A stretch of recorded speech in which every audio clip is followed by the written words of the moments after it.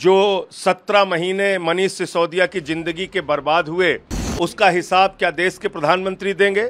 BJP के लोगों का मकसद सिर्फ एक है, विपक्ष के नेताओं को पकड़ पकड़ के जेल में डालो। मनीष सिसोदिया के घर से 1 रुपए बरामद नहीं हुआ था, उनकी कोई प्रॉपर्टी नहीं मिली, कोई गहना नहीं मिला, कुछ नहीं मिला, आपने 17 महीने जेल में रखा।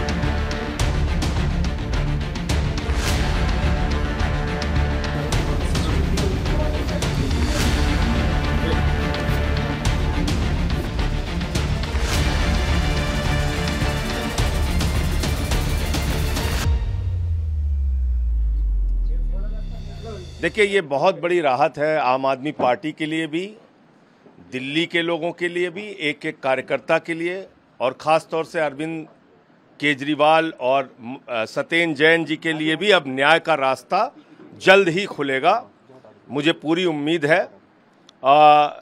जो 17 महीने मनीष सिसोदिया की ज़िंदगी के बर्बाद हुए, उसका हिसाब क्या देश के प्रधानमंत्री देंगे? जो 17 महीने दिल्ली के बच्चों के बर्बाद हुए, एक योग्य शिक्षा मंत्री के रूप में जो सेवाएं मनीष सिसोदिया दिल्ली के लोगों को दे सकते थे, उसका हिसाब कौन देगा? आज मैं प्रधानमंत्री जी से पूछना चाहता हूं, आपका मकसद, बीजेपी के लोगों का मकसद सिर्फ एक है, विपक्ष के नेताओं को पकड़ पकड़ के जेल में डालो। मनीष सिसोदिया के घर से 1 रुपए बरामद नहीं हुआ था, उनकी कोई प्रॉपर्टी नहीं मिली, कोई गहना नहीं मिला, कुछ नहीं मिला, आपने 17 महीने जेल में रखा। और ईडी हमेशा तारीख पे तारीख लेती रही, समय मांगती रही, मामले को टरकाती रही। आज उन सब चीज़ों पे विराम लगा है और सिसोदिया जी बाहर आएंगे निकलकर। बहुत बड़ी खबर है हम सबके लिए। Supreme court has today passed a historic judgment. It is historic in so many senses because first time the Supreme Court has come out very widely and said that even if it is PMLA, even it is Section 45, it doesn't matter if it's a prolonged incarceration and there's a delay of trial, you have to release a person out on bail.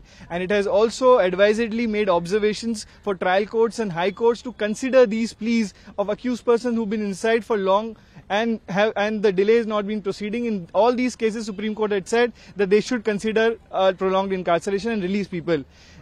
Supreme Court has also said that Manish Sisodia has not delayed the trial. All his applications which were moved during the period of 17 months were valid, and it is only CBI and ED which has delayed the investigation. And if the investigation itself is delayed, how can the conclusion of trial be reached? Sir, Supreme Court has imposed several conditions on Sisodia. Can you tell me something about it? No, these are normal bail conditions which you would find in every bail order. One of the conditions is that he has to surrender passport. Every person who gets bail these days has to surrender his passport. The second condition was to go before the IO every Monday and Thursday. That is a normal application, normal condition which can be imposed in any bail order. So that's nothing much into it. Sir,